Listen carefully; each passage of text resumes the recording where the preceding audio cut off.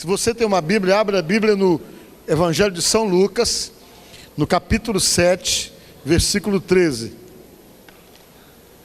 São Lucas 7, 13. Quem já achou, diga amém. Quem não achou, diga assim comigo. Escola Bíblica Quadrangular.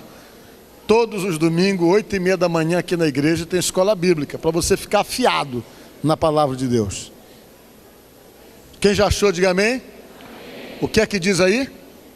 Vendo ao Senhor, se compadeceu dela e lhe disse o quê? Diga bem forte. De novo.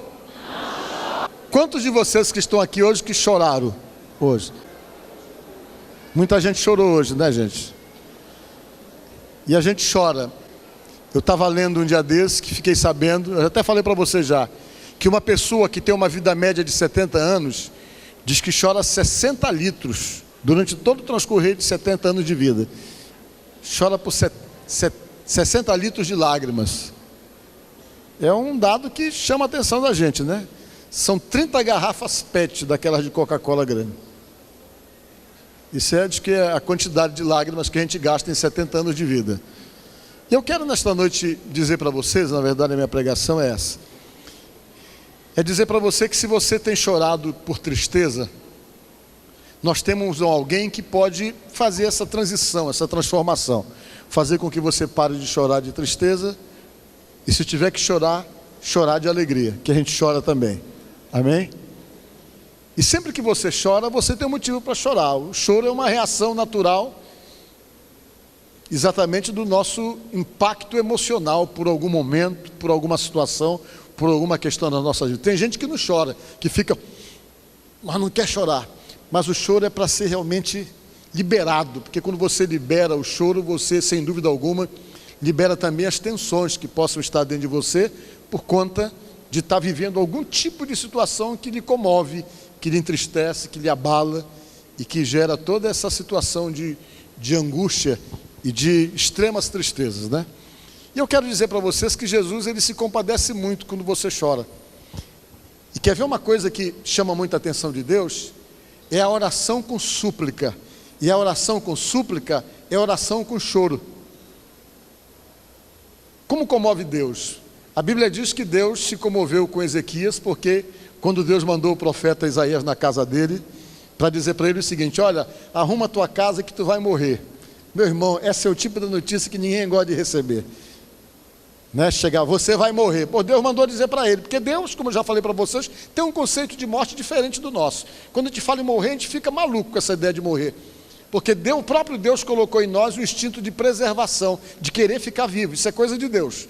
Quando alguém quer morrer por nada, é porque está doente, porque todo mundo quer ficar vivo. Então Deus chegou e disse para o profeta Isaías: vai lá e diz para ele que ele vai morrer, para ele arrumar a casa dele, que ele vai morrer. Quando ele recebeu essa palavra, ele ficou num desespero tão grande que ele foi orar e começou a falar com Deus. E a palavra dele era: Senhor, lembra que eu tenho andado nos teus caminhos, tenho feito realmente a tua vontade, me dá mais um pouquinho de vida. E começou a pedir para Deus e começou a chorar. O profeta Isaías era amigo dele, saiu do palácio já para não ver o choro dele. Quando estava no meio do caminho, Deus disse: vai lá e volta e diz para ele que eu resolvi dar para ele mais 15 anos de vida, que ele vai ficar curado. E o profeta Isaías voltou e disse: olha, Deus mandou dizer para ti que ele ouviu a tua oração, viu as tuas lágrimas e que ele vai te dar mais 15 anos de vida. Aí ele duvidou: não, acho que ele é meu amigo, está dizendo isso aí só para me consolar. Ele disse: é verdade mesmo? É. Então eu quero um sinal, ele falou. É que o relógio de Acais venha retroceder num sol declinante, disse ele. O que é isso? Olha, se o sol está aqui declinando, a vareta do relógio era aqui, que o relógio era diferente desse tipo, era um postezinho, né? Se o sol estava declinante, então a sombra tinha que estar para lá. Então o sinal seria que a sombra tinha que vir para cá, porque ele estava achando que Deus não tinha mandado dizer nada, que aquilo era só uma palavra do profeta Isaías, que era seu amigo, para tentar consolá-lo. E o relógio de Acá retrocedeu, e Deus, por causa da oração dele e das lágrimas dele, deu para ele mais 15 anos de vida. Amém? E além dos 15 anos de vida, a Bíblia diz que Deus ainda deu para ele vitória sobre todos os seus inimigos. Amém? Ainda deu um bônusinho para ele: ó, tu era fiel, tu era um camarada dedicado a mim, fazia a coisa certa, então não vou te levar ainda, vou te dar mais 15 anos, e de bônus vou dar para você vitória sobre todos os seus inimigos. Amém? Então, nessa passagem a gente vê que Deus se comove com as nossas lágrimas. Sim, porque Ele conhece o nosso coração. Ele sabe se nós estamos derramando lágrimas de crocodilo, se é só jogada, se é malandragem. Não dá para enganar Deus. Então Ele sabe quando você chora por razões realmente que você esteja afetado, e Ele tem como reverter essas situações. Amém? E quem sabe hoje é o dia dele reverter para você que tem chorado muito aqui. A Bíblia diz que Jesus, ele resolveu ir até uma cidade, a cidade de Naim, era o nome da cidade. E sempre que Jesus ia para um determinado lugar, todas as vezes que ele ia, que ele se programava para ir a um lugar, ele já se programava de caso pensado. Ele sabia o que ele ia encontrar, já sabia o que ele ia fazer, e sempre a ida dele estava diretamente ligada a socorro de alguém. Sempre ele programava essas coisas. Ele programou o horário certo de encontrar com aquela mulher que estava tirando água no poço lá em Samaria. Sempre que ele ia em um determinado lugar e se programava para ir, ele ia já com o intuito, sabendo que ele tinha alguma coisa específica para fazer, e ele criava as situações. Não eram coincidências, eram Jesuscidências, coisas que ele criava no momento certo, na hora certa, para poder ter aquele momento, para poder resolver alguma coisa que ele estava compadecido e que ele achava que tinha que resolver. Diga glória a Deus. Por que ele fazia isso? Porque ele é Deus. E por ser Deus, Ele sabe quando você chora, Ele sabe quando você se alegra, Ele sabe quando você está aí apertado, está angustiado, está deprimido, Ele sabe quando você está se sentindo assim sem saída, quando as coisas estão dando tudo errado e levam você a choro. Ele sabe de todas essas coisas, e Ele é capaz então de criar meios, criar situações para poder mudar essas realidades que de repente você está vivendo e que está gerando sofrimento para você, está fazendo você chorar, está fazendo você se sentir abalado e abatido por questões. E ele então preparou tudo, um cenário para poder resolver o problema de alguém. Jesus é Deus, e ele sabia que lá em Naim existia uma mulher que estava numa desvantagem tremenda. Ele sabia que aquela mulher estava vivendo um momento de dificuldade, de pressão tão grande, que só Deus, na sua misericórdia, para poder ajudá-la. Quem era essa mulher? A Bíblia não diz o nome dela, mas diz que ela era uma viúva. Ela já tinha sofrido a dor de perder o marido, que deve ter sido assim uma perda dificílima. O homem que a apoiava, o homem que a sustentava, de repente a vida o levou. Isso já foi uma paulada, um baque tão violento. A perda é do próprio marido, que não é alguma coisa, acredito, muito fácil. E não demorou muito, a vida foi mais cruel com ela ainda. Ela perdeu o único filho que ela tinha. A morte veio e ceifou a vida do único filho, levou a vida do garoto. A dor dela dobrou. Ela já estava sofrendo pela perda do marido, e agora ela perde o filho. Vocês sabem que não existe perda maior do que perda de filho para um pai, para uma mãe, até porque nós nunca imaginamos que nossos filhos vão morrer primeiro que nós. Dentro da nossa consciência, da nossa imaginação, nós vamos preparar tudo para os nossos filhos viverem bem. Nós vamos trabalhar, vamos ralar de todo jeito para deixar todo mundo encaminhado. E é comum a oração de qualquer pai, qualquer mãe: meu Deus, não deixa eu morrer antes de deixar as crianças encaminhadas, antes de deixar tudo certo para eles. A gente sempre tem esse tipo de preocupação. É uma preocupação de qualquer pai, de qualquer mãe. A sensação de imaginar que pode se morrer e se deixar os filhos de qualquer jeito, isso nos leva a uma situação de desespero, de pavor, só de imaginarmos isso. Porque nós nunca estamos preparados para obter perdas, e principalmente perdas de filhos. Elas são as mais doídas, as mais difíceis de serem assimiladas e de serem entendidas. Essa mulher sofreu as duas perdas. Ela sofreu a perda do marido e agora perdeu o filho. Ela estava inconsolável. Só que ela achava que ninguém podia ajudá-la. Mas Jesus, numa outra cidade, sabia o que estava acontecendo. E além de saber o que estava acontecendo, Jesus, numa outra cidade, sabia que podia ajudá-la. Sabe o que Jesus fez? Jesus pegou os discípulos: vamos viajar para Naim agora. O horário de sair é esse. E ele foi, fez a sua caminhada e foi em direção da cidade de Naim. Quando ele chegou na cidade, a cidade ela ficava como que num platô, numa parte mais alta de um monte. Só tinha uma entrada, só tinha uma saída, e a saída era exatamente uma rua íngreme que tinha, que dava acesso até o alto da montanha onde estava a cidade. Quem chegava ou quem saía só podia sair por ali, e ele chegou exatamente na hora certa junto com os seus discípulos. E quando ele chegou, foi exatamente na hora que o pessoal estava descendo lá o morro lá, trazendo o esquife do rapaz que estava morto. Traziam ele num esquife que era feito de cipó, e vinham trazendo o rapaz novo, e todo mundo chorando.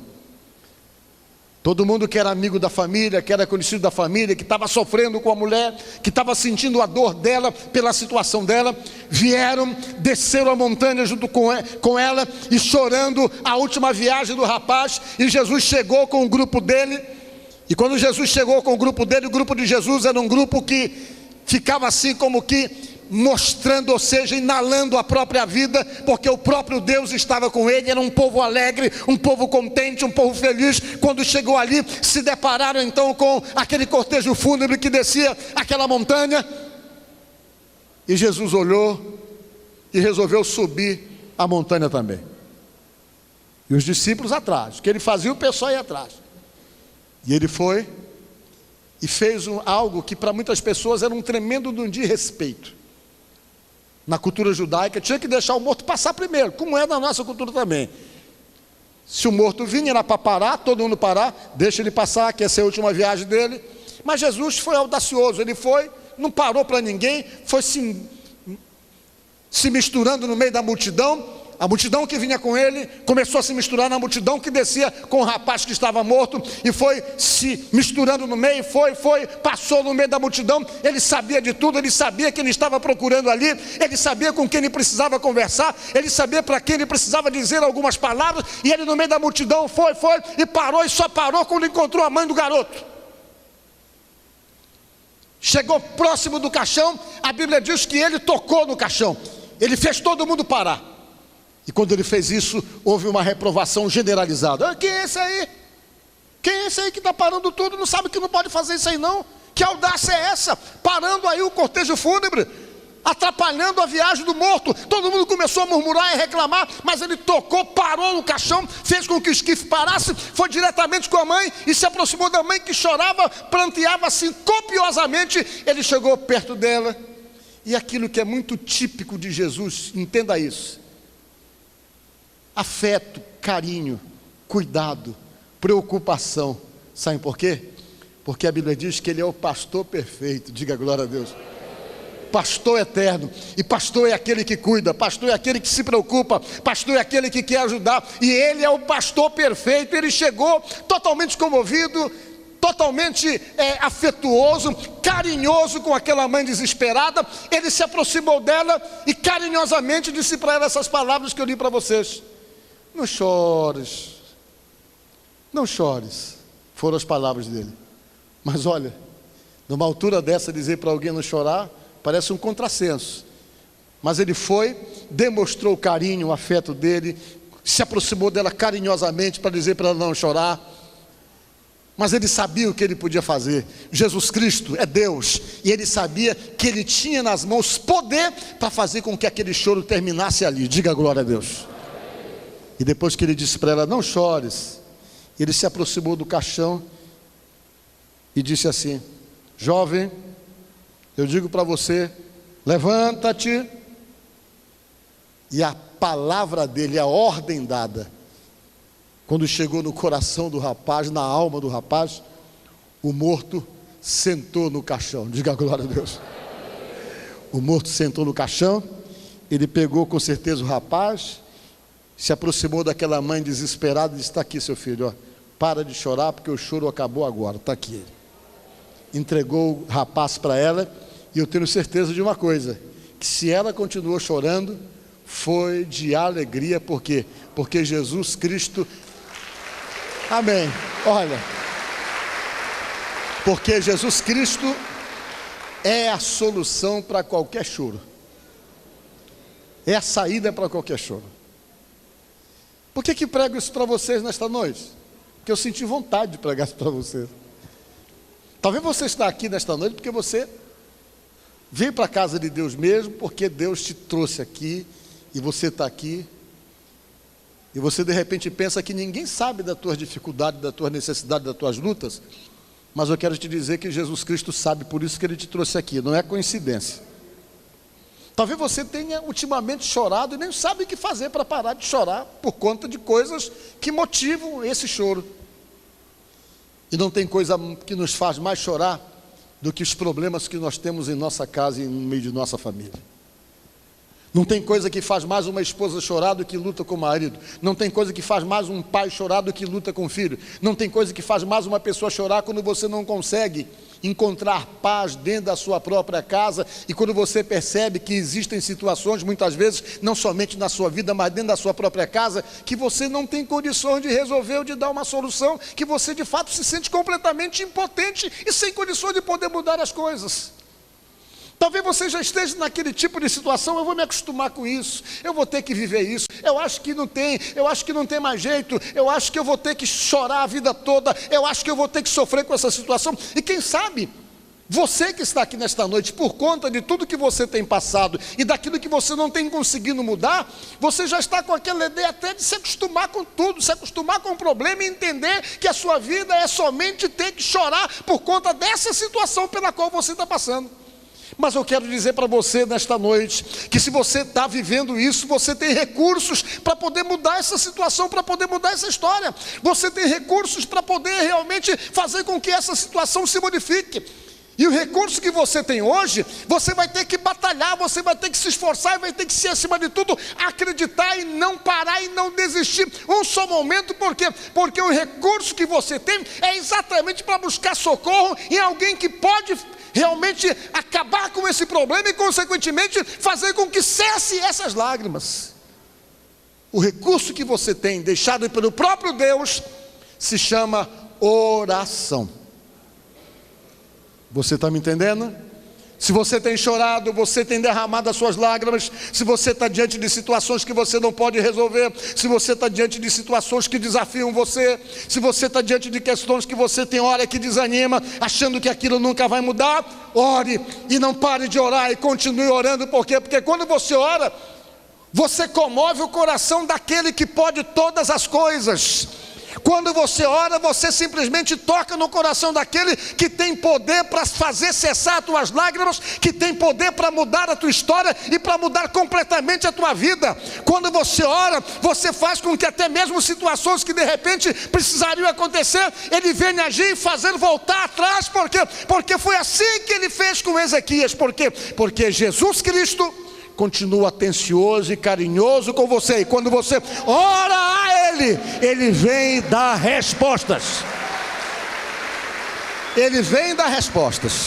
Então nesta noite, eu não sei por que você tem chorado, eu não sei por que você tem derramado as suas lágrimas ultimamente, eu não sei o que é que incomoda você, eu não sei o que inquieta você, eu não sei o que é que dá para você uma sensação de impotência ou de impossibilidade. Eu não sei o que é que tem machucado você, que tem maltratado você e tem feito você chorar. Eu só sei de uma coisa: Jesus pode fazer essas lágrimas cessarem. Jesus Cristo tem poder para abençoar a tua vida, para mudar a tua história e realmente criar uma história diferente, para você olhar para trás e dizer: antes eu chorava muito por essa situação, mas hoje eu não choro mais. Por quê? Porque Jesus mudou a situação e mudou a história.